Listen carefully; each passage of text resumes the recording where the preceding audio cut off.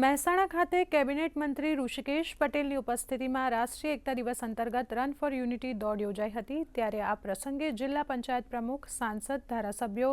જિલ્લા collector, municipal commissioner અને જિલ્લા પોલીસ અધિક્ષકે સરદાર પટેલને શ્રદ્ધાંજલિ અર્પણ કરી હતી। તો એકતા દોડમાં ભાગ લેનાર તમામ લોકોએ રાષ્ટ્રીય એકતાના શપથ લીધા હતા।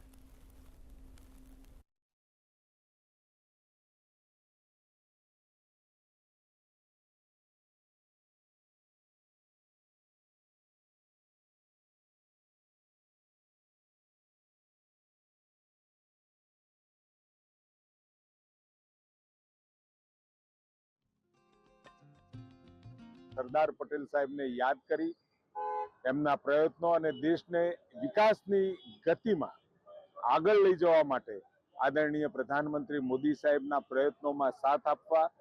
અને દેશને વિકસિત રાષ્ટ્ર બનાવવાના પ્રયત્નોમાં અને સરદાર પટેલ સાહેબે સ્થાપેલા